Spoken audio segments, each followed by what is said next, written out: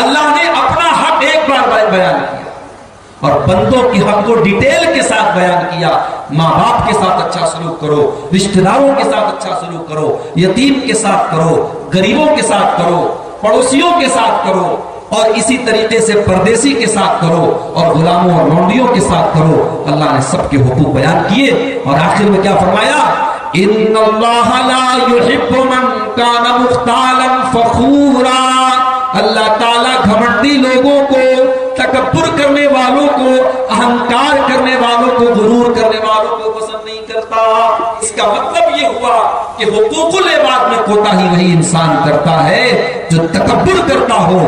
تکبر اور گھمنڈ ایک ایسی چیز ہے جس کی وجہ سے انسان اپنے رشتہ داروں کو بھول جاتا ہے, اپنے ماں باپ کو بھول جاتا ہے, اپنے پڑوسیوں کو بھول جاتا ہے. اس لیے سب سے پہلے اللہ نے تکبر کا ذکر کیا کہ تکبر کرنے والے کو اللہ پسند نہیں. حقوق العباد کا معاملہ بہت خطرناک ہے. برباد ہو جائے کہ ہمارے روزے اور ہماری نمازیں, ہماری راتوں کی تہجد برباد ہو جائے گی اگر ہم نے حقوق العباد کے معاملے میں لاپرواہی کی. اللہ کے پیارے نبی صحابہ سے سوال کرتے ہیں, صحیح مسلم کی روایت ہے, اتدرون مل مفلس, اے میرے صحابہ یہ بتاؤ کہ مفلس کون ہے, غریب کون ہے؟ صحابہ کہتے ہیں المفلس فینا من لا درہم ولا متاع لہ. اے اللہ کے نبی, غریب انسان ہوئے جس کے پاس روپیہ پیسہ نہ ہو, دولت نہ ہو, دھن دولت نہ ہو.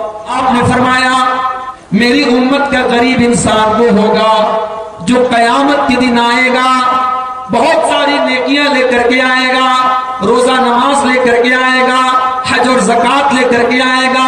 وَيَأْتِي قَدْ شَتَمَ هَذَا وَأَكَلَ مَالَ هَذَا وَضَرَبَ هَذَا وَقَذَفَ هَذَا. کسی کو مارا ہوگا, کسی کو گالی دی ہوگی, کسی کا مال لوٹا ہوگا, کسی کی عزت و آبرو پر حملہ کیا ہوگا, لوگوں کا حق اس نے مارا ہوگا. فَيُؤْتَى مِنْ حَسَنَاتِهِ, اس کی نیکیوں کو اللہ تعالیٰ ان لوگوں کو بانٹ دے گا جن کو اس نے حق مارا ہوگا, جن کو اس نے مارا پیٹا ہوگا, جن کے ساتھ اس نے ظلم و زیادتی کی ہوگی, ان کو نیکیاں اس کی دے دی جائیں. روزہ دے دیا گیا, نمازیں دے دی گئی, زکات دے دی گئی, حج دے دیا گیا, عبادتیں اس کی ختم ہو گئی. پھر آگے ذرا الفاظ سنو حدیث کے. اللہ کے نبی فرماتے ہیں اگر نیکیاں ختم ہو جائیں گی اور اس کے بعد بھی کچھ لوگ ایسے بچے ہیں جن کا اس نے دنیا میں حق مارا تھا, جن کے ساتھ اس نے غلط سلوک کیا تھا, فَيُتْرَهُ سَيِّئَاتُهُمْ, ان کے گناہوں کو, ان کی نافرمانیوں کو اس انسان کے اوپر لاد دیا جائے گا. فَطُرِحَ فِي النَّارِ, اور پھر اس کو جہنم کے اندر پھینک دیا جائے گا. یہ انجام ہونے والا ہے لوگوں کا حق مارنے والوں کا, اپنی بہن بیٹیوں کا حق مارنے والوں. آپ کے ماتھے کے سجدے کے نشان آپ کو نہیں بچا پائے گا, آپ کے لاکھوں روپیہ خرچ کر کے کیا گیا حج آپ کو نہیں بچا پائے گا. آپ کو اللہ کے جواب دینا پڑے گا, آپ نے بیٹی کا حق کیوں مارا. ہم کیا جواب دیں گے؟ ہم کہیں گے اللہ ہم نے بیٹی کو جہیز دے دیا تھا, بیٹی کی جہیز پر بڑا پیسہ خرچ کر دیا تھا, اب اس کے بعد ہم کیا دیتے ہیں, یہ جواب دیں گے. مطلب آج کتنے لوگ ہیں ان کے یہاں یہ کانسیپٹ ہے کہ صاحب بیٹی نے حق معاف کر دیا, بہن نے حق معاف کر دیا. کبھی آج تک آپ نے یہ مثال نہیں سنی ہوگی کہ بھائی نے اپنا حق معاف کر دیا. یہ حق معاف کرنے کا اور قربانی دینے کا ٹھیکہ صرف بہن نے اور بیٹی نے لے رکھا ہے. پھر لوگ یہ بھی کہتے ہیں صاحب بیٹی کی شادی پر ہم نے بڑا خرچ کیا ہے, اس کے جہیز پر اور اس کی شادی پر ہم نے بڑا خرچ کیا ہے. ذرا انصاف سے بتانا میرے بھائیوں, کیا بیٹوں کی شادی پر آپ خرچ نہیں کرتے؟ اگر آپ بیٹیوں کی شادی پر مان لو لاکھوں روپے خرچ کرتے تو کیا بیٹوں کی شادیاں فری میں ہوتی ہیں؟ بیٹوں کی شادیوں پر ہونے والا خرچ جب آپ کو یہ دلیل اور ثبوت نہیں فراہم کرتا اور آپ وہاں پر اپنے بیٹوں کو جائیداد سے محروم کرنے کی دلیل اس کو نہیں بناتے, تو اپنی بیٹیوں کو ان کے ترکے اور وراثت سے محروم کرنے کی دلیل آپ جہیز کو اور شادیوں پر ہونے والے خرچ کو کیوں بناتے؟ بڑا خطرناک معاملہ ہے میرے بھائی. حقوق العباد نیکیوں کا پہاڑ لے کر کے آیا تھا, روزہ نماز زکات اور حج لے کر کے آیا تھا, اور کلاش اور مفلس بن گیا. اس کی نیکیاں دوسروں کو دے دی گئی اور دوسروں کے گناہ اس کے سر پر لاد دیے گئے اور اس کو جہنم کے اندر پھینک دیا.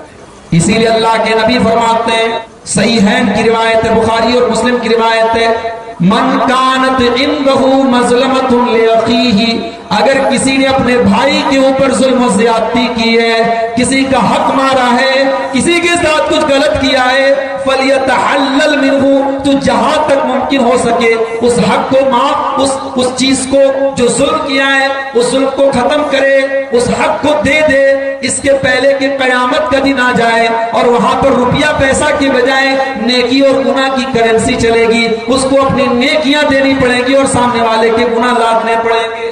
قیامت کے دن کی کرنسی روپیہ پیسہ زمین اور جائیداد نہیں، آپ کی نیکیاں اور آپ کے گناہ ہوں گے۔ میرے پیارے ساتھی، حقوق العباد کا معاملہ بہت ہی سنگین ہے میرے بھائی۔ اگر ہم نے اور آپ نے کسی کا حق مارا ہوگا اور دنیا میں ہم نے اس کا حق نہیں دیا تو کل قیامت کے دن اللہ کی بارگاہ میں دینا ہی پڑے گا۔ نبی اکرم صلی اللہ علیہ وسلم فرماتے ہیں، صحیح مسلم کی روایت ہے، لَتُؤَدُّنَّ الْحُقُوقَ إِلَىٰ أَهْلِهَا، تم ضرور قیامت کے دن لوگوں کا حق ان کو دو گے، لوگوں کا حق ان کو دینا پڑے گا، حَتَّى يُقَادَ لِلشَّاةِ الْجَلْحَاءِ مِنَ الشَّاةِ الْقَرْنَاءِ، یہاں تک کہ اگر بغیر سینگ والی بکری کے اوپر سینگ والی بکری نے ظلم و زیادتی کی ہے تو اس سے بھی قصاص لیا جائے گا، اس سے بھی بدلہ لیا جائے گا۔ جب جانوروں سے قصاص لیا جائے گا اور بغیر سینگ والی بکری کے اوپر اگر سینگ والی بکری نے ظلم و زیادتی کی ہے، اگر اس کو بدلہ دینا پڑے گا تو میرے پیارے بھائیوں ہمیں اور آپ کو نہیں دینا پڑے گا۔ اس لیے ہمیں اور آپ کو حقوق العباد کے معاملے میں ہمیشہ بہت الرٹ رہنا چاہیے۔ ہمیں اس بات کا ہمیشہ خیال رکھنا چاہیے کہ کہیں ایسا تو نہیں کہ ہم ہماری ذات سے، ہماری زبان سے کسی کو تکلیف پہنچی ہے۔ زبان کا معاملہ بھی بڑا خطرناک، ہم کسی کی غیبت بڑے آرام سے کر لیتے ہیں، کسی کی برائی بڑے آرام سے بیان کر لیتے ہیں۔ یہ غیبت، یہ چغلی، یہ زبان سے کی گئی برائیاں کل قیامت کے دن وبال جان بن جائے گی۔ اللہ کے پیارے نبی حضرت معاذ بن جبل رضی اللہ تعالیٰ عنہ کو بہت ساری اسلام کی بنیادی باتیں بتانے کے بعد فرماتے ہیں، اپنی زبان کی طرف اشارہ کر کے فرماتے ہیں کہ اے معاذ، اس زبان کو تم